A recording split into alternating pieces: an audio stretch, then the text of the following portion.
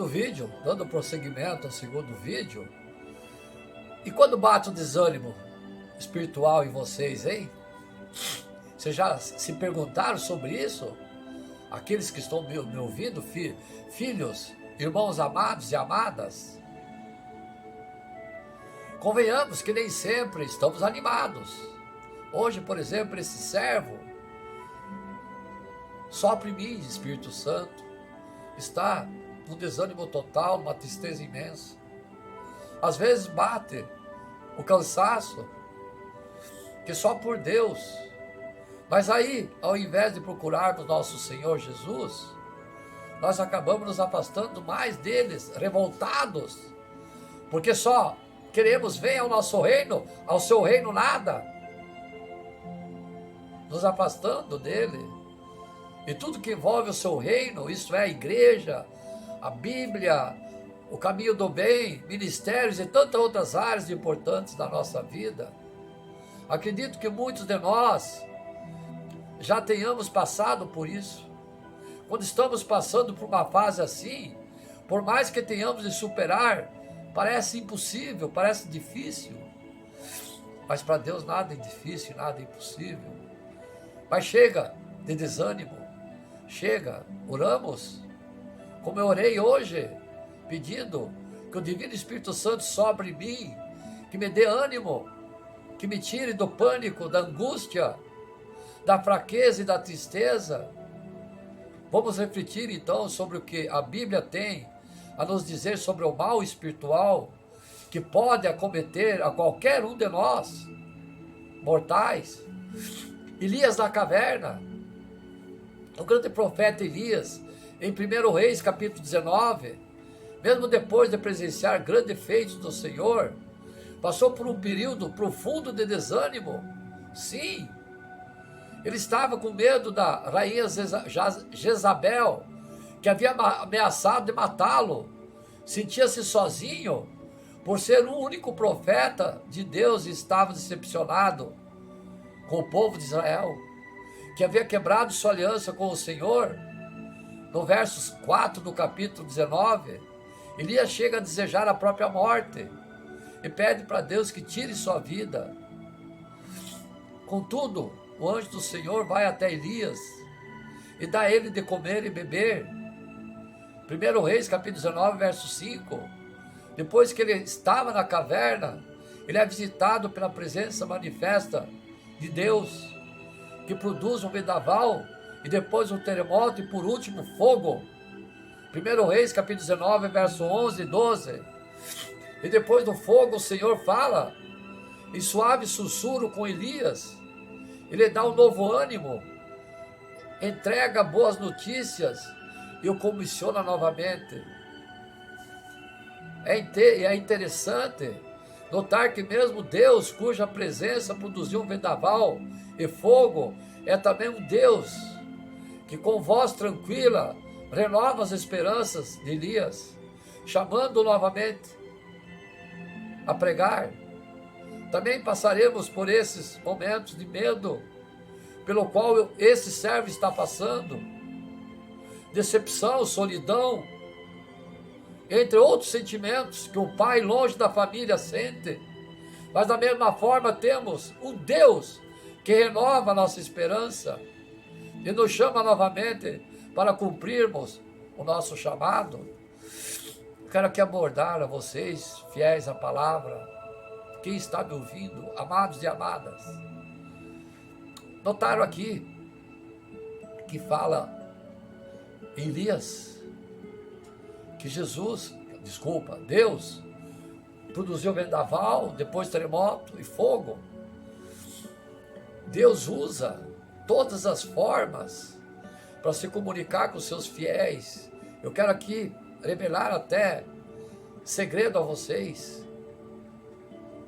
No passado, Moisés, Deus falava com ele através da sarça. Sarça é uma arvorezinha que pega fogo. Abraão, ele falava através das nuvens. Vejam bem, aqui com Elias, ele falou através de terremoto.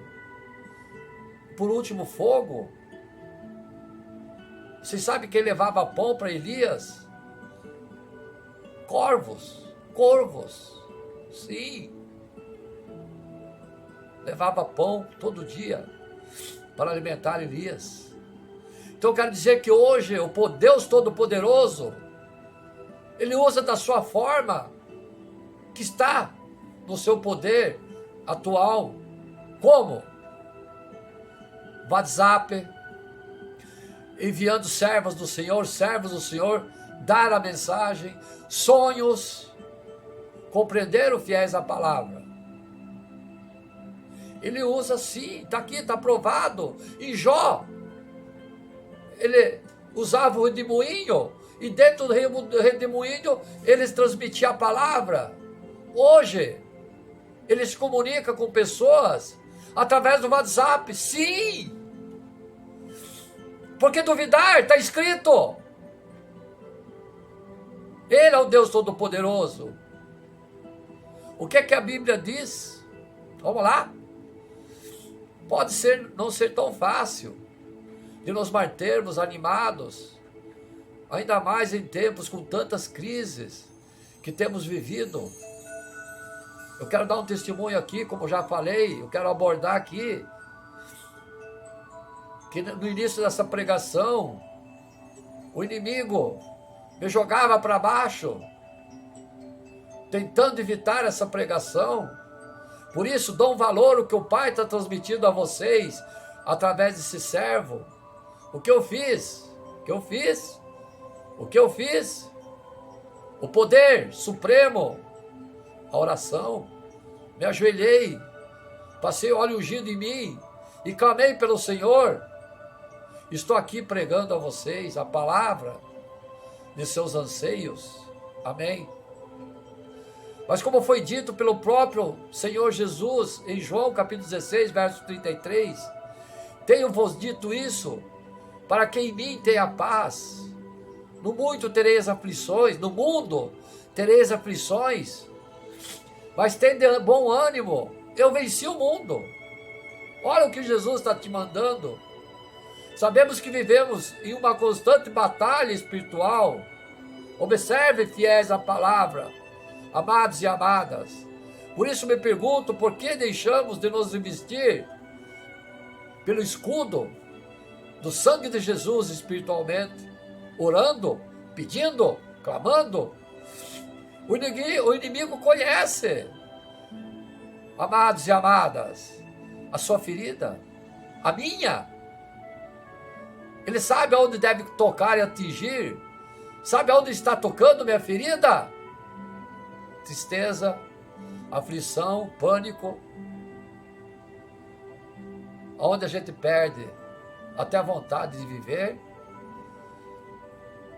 Onde a gente vence com a oração de Jesus, abrindo o seu coração, deixando ele entrar, conversando com ele, não desistindo de orar, não desistindo dele. Onde você está mais propício a cair no desânimo espiritual, se for atingido, acabei de abordar o que aconteceu comigo, o que acontece comigo. Felizmente, nosso Senhor Salvador veio para trazer a você, a mim, libertação das amarras, do pecado. E o pior que sejam as tribulações, Ele está sempre de mãos dadas comigo. Ele não desiste de você. Quando as coisas não vão bem, Ele não é amigo só para os momentos fáceis. Não, igual a você, que só o procura no momento que você precisa. Eu quero aqui desafiar você. Quando lhe acontece uma tragédia em você, na família, doença, acidente, o que você faz? Mesmo que você seja ímpio, hein? Quero observar aqui. Mesmo que você seja ímpio, mesmo que você seja ateu, naquele momento, o sangue de Jesus invade sua cabeça, seu ser, o seu psíquico, e você se arrepende e clama por Ele. Primeiro, você clama por Ele. Se você está caído, você foi escalar uma montanha, deu uma pedra desceu, uma avalanche de pedras, e você está no local que no piscar de olhos você está caindo, mas ainda você tem o poder de pedir. O que você vai pedir? Olha no meu olho. Quem você vai aclamar? Olha no meu olho. Deus, teu Pai, Jesus, teu irmão. Sabe por quê? Eu vou aqui dizer novamente a vocês. Todos nós somos filhos de Deus. Todos. Não há exceção algum. Só que é claro, diante do rebanho, um rebanho tão enorme, existe o jugo, existe a ovelha negra, toda a família. Se na família são 10, 1, 2, sempre são ovelhas negras. Tá certo? Pelas palavras. Então, fiéis, temos que nos reanimar, meditar a palavra de Deus e orar e pedir e clamar. Leve os seus motivos de desânimo diante do Pai, como eu levei. Eu amanheci hoje, não ia pregar não, mas Ele me disse, força, filho. Eu orei, criei força, estou aqui transmitindo a palavra dEle, diante do Pai, do Filho e do Espírito Santo. Sopre em mim, Espírito Santo. Faça uma listinha, fiéis, amados e amadas. Se necessário, receba um novo ânimo de força que vem dEle. Lembre-se de conversar com Ele, de abrir seu coração a Jesus. Vou citar aqui 5 versículos a você, fiéis à palavra, que pode tirar o desânimo espiritual de vocês. E a paz de Deus, que excede todo entendimento, guardará vossos corações e vossos pensamentos em Cristo Jesus. Filipenses 4, capítulo 4, verso 7. Lembre-se de ler na Bíblia o que eu estou transmitindo a vocês nesse momento. E o próprio nosso Senhor Jesus Cristo, e nosso Deus e Pai, que nos amou e em graça nos deu uma eterna consolação e boa esperança, console vossos corações e vos confirme de toda boa palavra e obra. Segundo Tessalonicenses, capítulo 2, versos 16 e 17. Mas os que esperam no Senhor renovarão as forças, subirão com asas como águias, correrão e não se cansarão, caminharão e não se fatigarão. Isaías capítulo 40, verso 31. Vinde a mim, todos que estáis cansados e oprimidos, eu vos aliviarei. Mateus capítulo 11, verso 28. Mas fiel ao Senhor, que vos confirmará e guardará do maligno. Segundo Tessalonicenses, verso 3, capítulo 3, verso 3. Então, fiéis à palavra, os sentimentos que nós cultivamos sobre o Senhor Deus, nós temos que alimentar com a nossa fé, nossos corações, nossas orações, sempre fiel à palavra. Quero aqui falar, como eu falei lá em cima, sobre o fardo. Lembre-se, o fardo de Cristo é leve.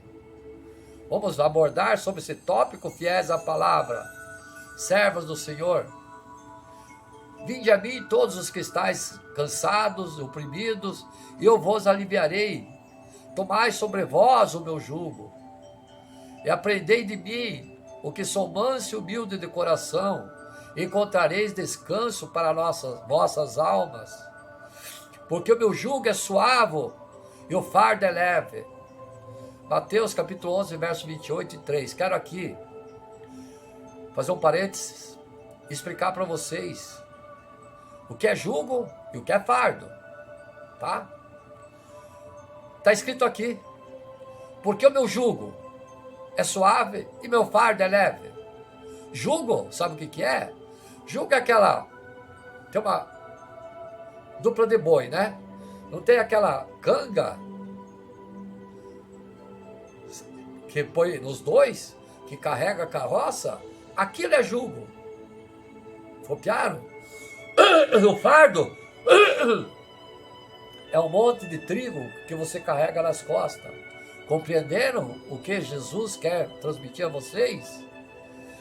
Então, o fardo teu está nas tuas costas. O que ele oferece para você? O jugo. O que é o jugo?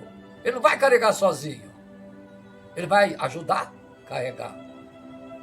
Aí o jugo, ele vai estender a mão e você vai andar com ele. Ele ajudando você a carregar o fardo que é pesado. Copiaram? Como essa passagem pode nos impactar, não é mesmo? Esses dias eu estava bem atarefado, cheio de compromisso. Quase todos nós temos, né? E questões para resolver. A vida é difícil, para mim também é muito difícil. Aí veio uma conversa com um querido amigo. Ele me lembrou dessa passagem tão preciosa e necessária para nós. Eu não sei se vocês, amados e amadas, mas eu particularmente sou daquelas pessoas com dificuldade em dizer não para compromisso ou pedidos feitos por mim. Eu fico com aquela sensação que se não ajudar alguém, eu estarei sendo chato, ou que posso desapontar o Pai. Tipo essa pregação de hoje.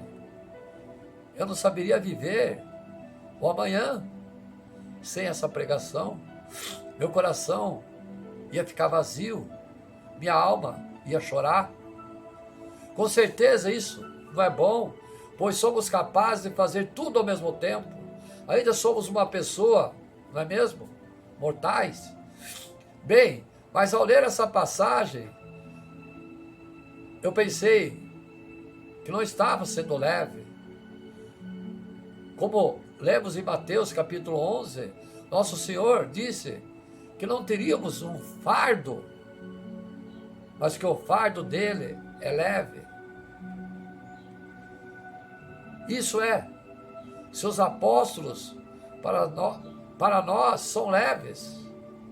Desculpa, isso, seus propósitos para nós são leves. Enfrentaremos desafios, dificuldades, pois neles somos forjados. E o nome de Deus é glorificado. Mas com Cristo teremos paz necessária e a força de vencer. Como você está hoje, amado e amada? Você está se sentindo inquieto, sobrecarregado, triste, aflito? Então talvez seja o momento de reavaliar o seu passado, tarefas, tudo aquilo que faz atualmente, que não tem tempo para Deus. Identificar o que vem de Deus e o que não vem. Aprender a dizer não também é importante para não ficarmos sobrecarregados. Então vocês clamarão a mim, virão orar a mim, e eu os ouvirei. Jeremias capítulo 29, verso 12. Então, nós temos que saber lidar com as situações. Deus quer ter um relacionamento conosco, conversar com você. Ele quer ouvir Deus, Jesus. Leve seus sonhos, planos, angústia a Ele e você vai encontrar a resposta.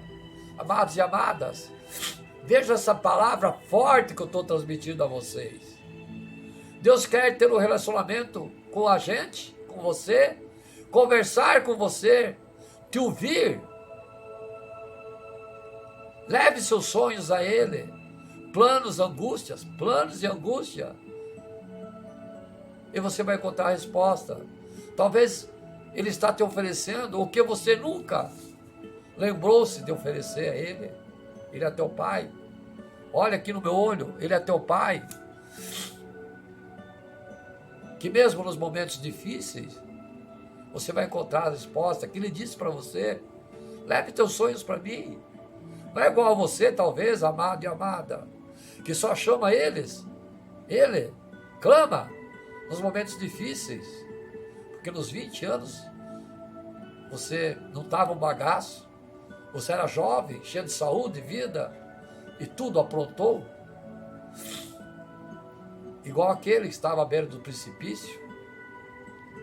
Nesses momentos, ele estende a mão. Ele não vira as costas para você.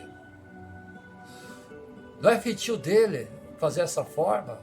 Portanto, irmão, irmã, amados e amadas, põe na sua cachola essa palavra que Deus está enviando para você através desse servo. Jesus, troque o meu fardo pelo seu. Sabe por que você está falando isso? Porque o dele ele falou que é leve, ele falou lá em cima. Lembre-se. É força da expressão, tá, fiéis, amados e amadas? Vamos orar hoje também sobre esse tema que eu estou pregando a vocês.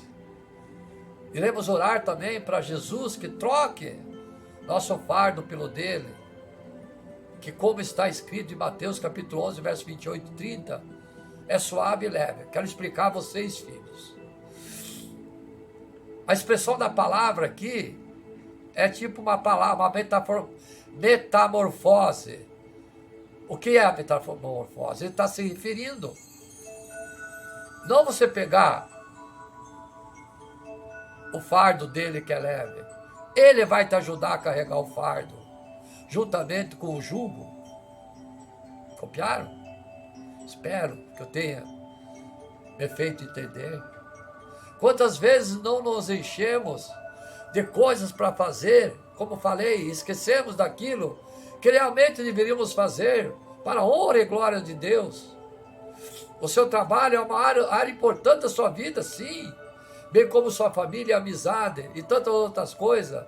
Mas quando você é convidado para um amigo, para uma gatinha, para um jantar, você tem tempo. Sim. Quando você é convidado para uma gatinha que você quer conquistar, você tem tempo, sim. E teu pai, e Jesus que está sentado à beira do teu coração, esperando ansiosamente, que é o pior, ele sofre por você. Ele não sofreu só uma vez quando morreu na cruz. Hoje ainda ele sofre por você, porque você prega ainda em suas mãos os cravos. Ó Senhor, sopre em mim, Espírito Santo.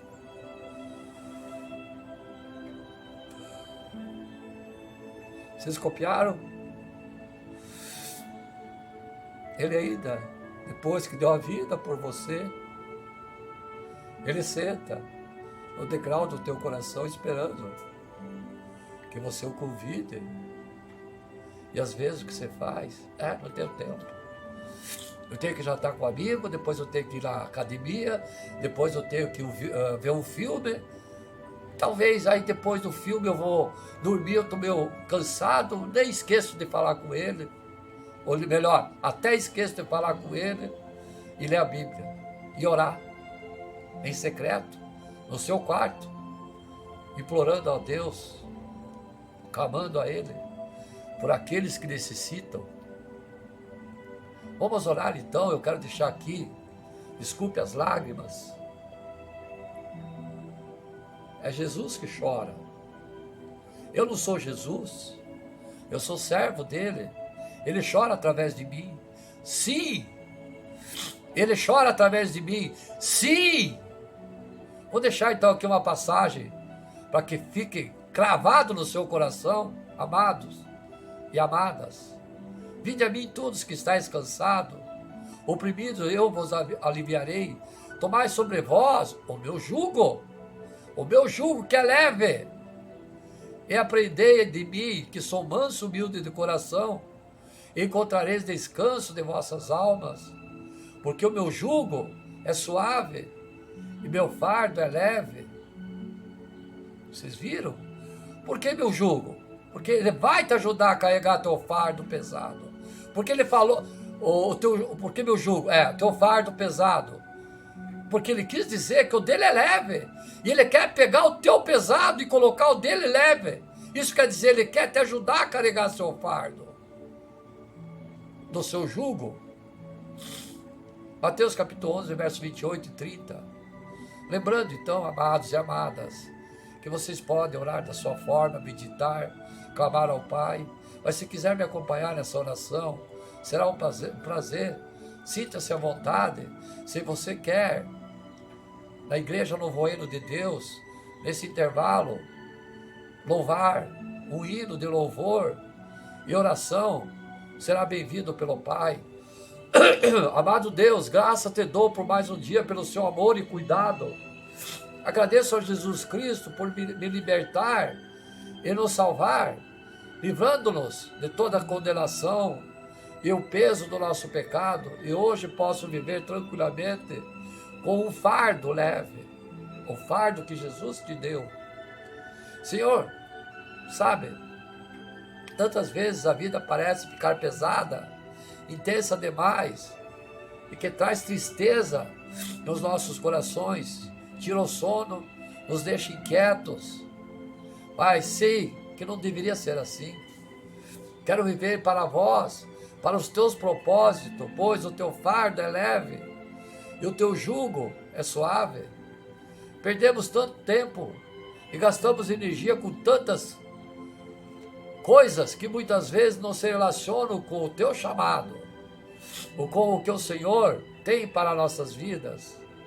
Mas não quero mais viver assim, Senhor. Por isso, peço que troque o meu fardo pelo teu. Viu que esse servo lhe falou? Lembre-se, aqui, ele disse a você, ele ia trocar o fardo dele que é leve, dar para você, e pegar o teu que é pesado. Isso fazendo, ele vai ajudar no seu jugo. Amém? Peço a sua ajuda para gerenciar melhor minhas tarefas, afazeres e funções. Ajude-me a entender o que o Senhor quer de mim. Principalmente esse servo clama a vós, para que nós consigamos o auxílio do Espírito Santo. O Espírito Santo sopre sobre nós nesse momento. Também mudar a nossa vida, a postura frente às pessoas. Capacita-nos com a habilidade de dizer não, tão necessário às vezes em nossas vidas, para ser saudável. Entrego cada área da minha vida, minha família, meus filhos, a Ti, meu Mestre. Meus filhos no mundo também, que estão passando fome.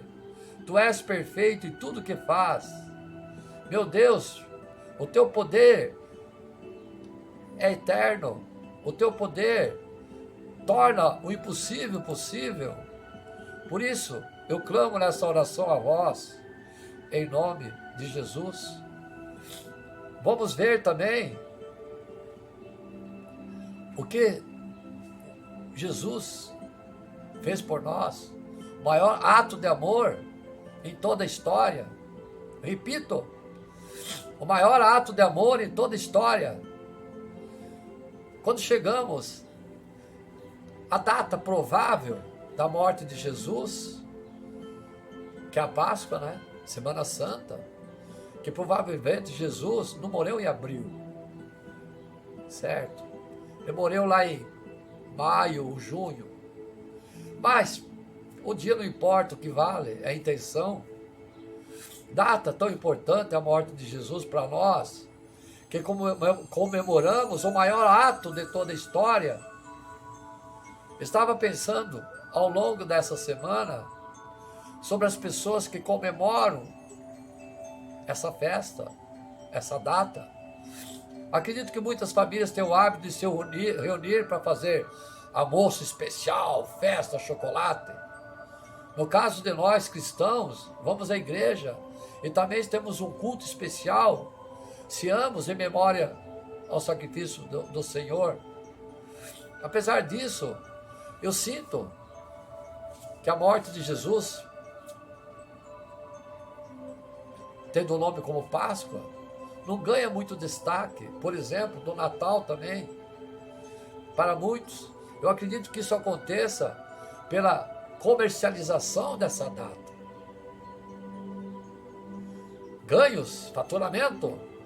A sociedade tornou esse período extremamente comercial, com os famosos ovos, chocolates, que cada ano fica mais caro, e coelhinhos, e crianças no mundo que passam fome. Sei que o Natal também tem os símbolos e tradições criados pelo homem, mas especialmente na Páscoa eu percebo afetar diretamente as crianças, mais as crianças, que ainda estão aprendendo sobre a palavra de Deus. Então hoje o que eu quero pregar a você, o que Ele está enviando, a verdadeira história, filhos, amados e amadas, da Páscoa.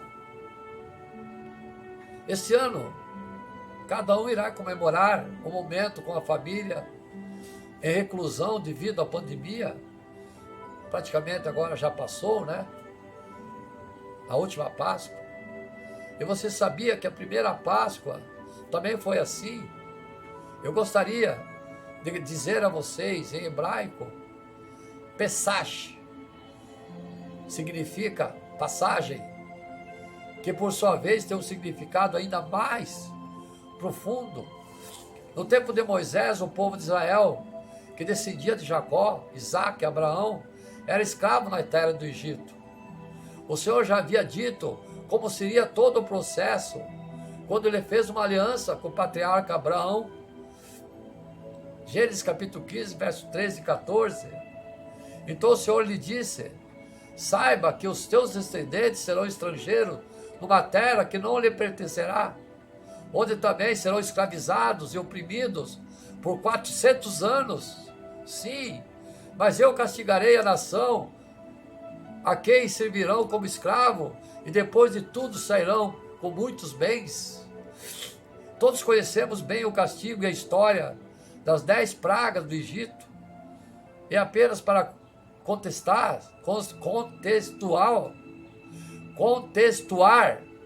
aos que não conhecem, o Senhor puniu severamente o povo que escravizava a nação de Israel, até que esse finalmente os libertasse do trabalho forçado de 400 anos.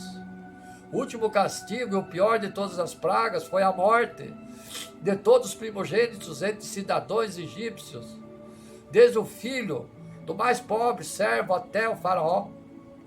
A instrução que Deus deu a Moisés foi que toda a família israelita deveria sacrificar um cordeiro naquela noite e usar sangue para marcar os batentes da porta.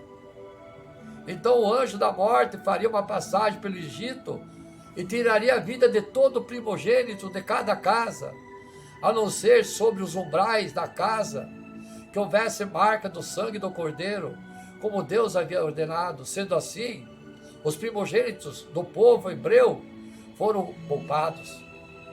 Atenção, amados e amadas, eu quero frisar aqui, lembre-se que eu já preguei a vocês que Deus é onipotente, onisciente, onisciente e onipresente, tá? Certo? Então, tá aqui, como eu disse, que ele disse para dizer a vocês que ele sabe o que vai acontecer, mas ele quer sinais que você, ele quer a tua palavra, ele quer teu pedido, como ele disse aqui, ó. Então o anjo da morte faria passagem pelo Egito e tiraria a vida do primogênito de casa em casa, a não ser que sobre os umbrais da casa houvesse a marca do sangue do cordeiro. Viram o que eu falei? Viram? Ele sabia quem era e quem não era, sabia, sim. Mas ele quer que se manifeste o ato. Sendo assim, os primogênitos que tinham nos umbrais o sangue do cordeiro não foram sacrificados. Mas eu torno a dizer para você, ele sabia quem era quem. Amém? A partir dessa praga, no qual os primogênitos egípcios também morreram, muitos, o faraó decidiu libertar o povo. Deus então ordenou a Moisés que instruísse todo Israel, de que as gerações e gerações essa ocasião fosse comemorada. A passagem de Deus pelo Egito, bem como a passagem da escravidão para a liberdade, ou, de maneira simbólica, da morte para a vida. A Páscoa após a morte e ressurreição de Jesus, após milhares de anos da libertação do povo, a Páscoa continuou a ser comemorada pelos judeus. Jesus era judeu, descendente de Abraão. Por isso, seguia também todas as tradições do povo de Israel. Tanto que ele comemorou a Páscoa com seus discípulos, apóstolos, na ocasião em que hoje lembramos como Santa Ceia. Quero aqui frisar a vocês, apóstolos foram 12 com Jesus. Discípulos são todos aqueles que pegam a palavra e têm fé em Deus. Eu sou discípulo e servo do Senhor. Você é discípulo também, que pega a palavra do Senhor. O ponto mais importante de tudo isso é semelhante ao que aconteceu anos antes da terra de Egito. Jesus se entregou como um cordeiro para o seu sangue, marcasse todo aquele que cresce no seu sacrifício e propósito até o final dos tempos. Portanto, a situação é idêntica, exceto pelo fato de Jesus era o próprio Deus, em forma de homem, e que o valor de seu sangue, livre de qualquer pecado, foi suficiente para libertar toda a humanidade da morte. Quero aqui frisar a vocês, tem Pai, Filho, Espírito Santo. São 3 pessoas diferentes. O Filho não pode ser o Pai. O Pai é o Filho e o Espírito Santo. Amém? Conclusão, fiéis à palavra, amados e amadas.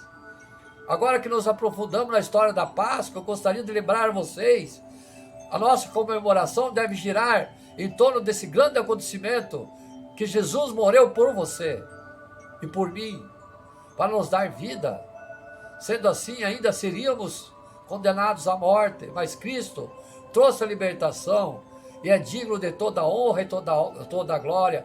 Apesar de Ele já ter libertado você do pecado na morte da cruz, Ele ainda está ao teu lado, ajudando no seu jugo, carregando o seu fardo e deixando dele que é leve. E você ainda peca, e você ainda desdém com Jesus, não reconhecendo o sacrifício que Ele fez na cruz. Já não temos que fazer sacrifício de sangue para o nosso perdão, de sangue, mas temos que mas temos livre acesso ao nosso Deus, com a sua ressurreição, tudo se fez novo, e não podemos esquecer ou deixar de passar em branco o maior ato de amor de toda a humanidade e toda a história. Então, que a Páscoa que vocês passam todos os anos possa ser mais do que um feriado, chocolates, festa, janta, mas que seja um dia impactante na nossa fé e relacionamento com Jesus, lembrando que nele está toda a nossa esperança, mesmo que estejamos em período tão difícil. Nós oramos, pedimos e clamamos a Ele, e Ele sempre nos estenderá a mão, sempre nos dará alegria, felicidade nos nossos corações. Queria fazer uma pergunta a você, amado e amada. Você já elogiou alguém hoje? O elogio é tão importante, como eu frisei lá em cima, de você repreender seu filho, de você elogiar seu filho. Quantas vezes você mentalmente elogiou alguém por uma mudança de atitude e esqueceu de verbalizar, de chamar a atenção? Certamente lembramos mais do que exigir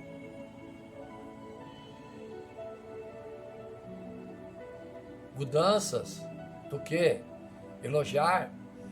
Quando tudo está bem, tendemos a não prestar atenção às mudanças comportamentais daqueles que convivemos.